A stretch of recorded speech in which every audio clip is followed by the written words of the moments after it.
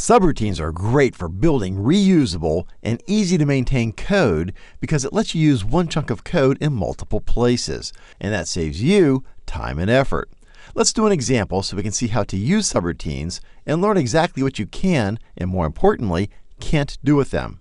Suppose we have an analog input measuring something like the fluid level of a tank. And when it gets to a certain level, let's scale the input by some scaling factor in R10 and put that in D1. And when we reach a certain calculated result, we want to turn on an output coil and an analog output that's a scaled version of the input.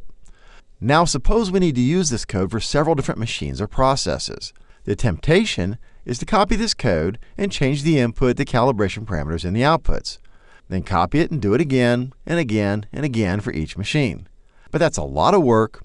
The code is really hard to read, and when it comes time to change or update the code, you have to do it in all these different places and hope you didn't miss anything. The easy way to do this is to create a single subroutine using this code, which is identical every time we use it.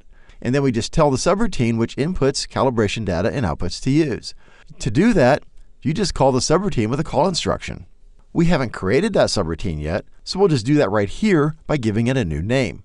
The yellow dot is reminding me the subroutine doesn't exist yet. That's okay, we'll fix it shortly. Our input to the routine is BX0, so we'll copy that to N100 for the subroutine to use internally, and we only need one of those. We multiply the input by R10, that's fine, and for the outputs, we need a digital internal register to map to Y0 and an internal analog register to map to WY0. You can rearrange the rows, delete the rows, move rows around. We'll use this as a power flow enabled subroutine. You can make it edge triggered if you want to, and we can enable a counter that keeps track of the number of times this routine gets used. That can be really handy when you're debugging, but we'll leave it disabled for now. Hit OK, and Do More Designer reminds us we have a new subroutine name. Did we want to allocate memory for that? Sure. Do we want to create a subroutine for that? Yep. The name's already filled in, and since you can't do time slicing in subroutines, all this is grayed out.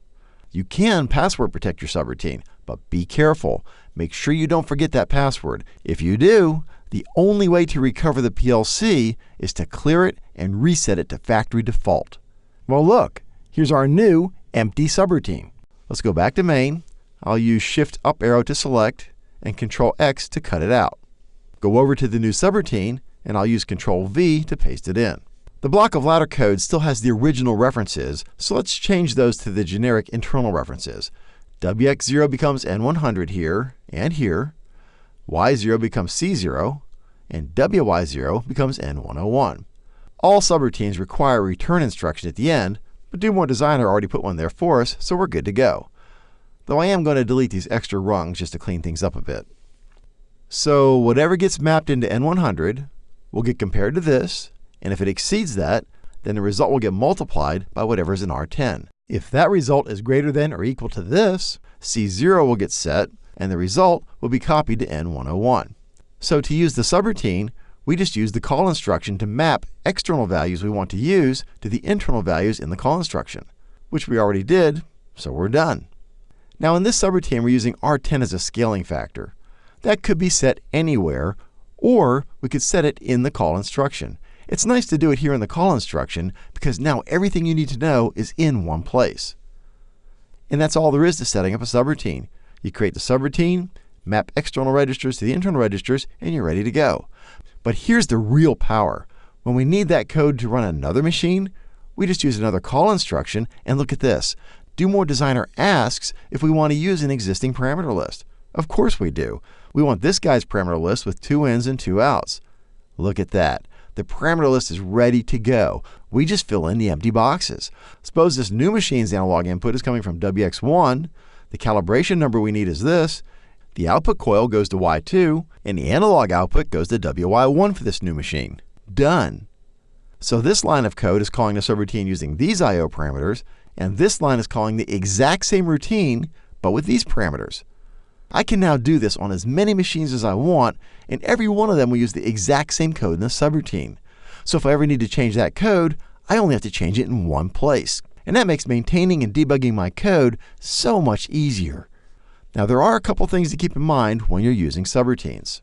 You can use loops in a subroutine, But beware that since the subroutines don't have time slicing, the routine won't exit until that loop is done, which could have a big impact on your scan time. If an out instruction in the subroutine turns on a coil, that coil will stay on when you exit the routine, because the subroutine is really just a continuation of the calling logic, so the power flow is always present. When you exit a program, the power flow is disrupted, so the active out instruction turns off. So make sure you understand that difference. It's really important. You can't use edge-triggered inputs inside a subroutine because they require two scans to see one state of the signal on one scan and then the change state on the second scan. And there's no way to guarantee that the subroutine will be run for more than one scan.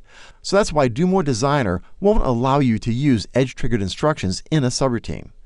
Same thing for asynchronous instructions. They require more than one scan, and we can't guarantee the subroutine will be run for more than one scan, so Do More Designer warns us when we attempt to do that. So other than those couple special cases, for all practical purposes, subroutines are no different than your main code block. By the way, subroutines can call subroutines, and you can nest those calls up to 84 calls deep. Just be aware that will have an impact on your scan time. Subroutines can also call themselves. We call that recursion. That's real handy if you're searching for files in directory structures. You have a routine that goes down into a folder and looks for a file. If it finds a folder, well, it calls another copy of itself to drop down into that folder and search for the file. If it finds another folder, it calls another copy of itself to drop down into that folder and search for a file, etc. We call that recursive programming. Will you need this very often in your day-to-day PLC programming? Probably not. But when you do, it's an awesome feature to have in your back pocket.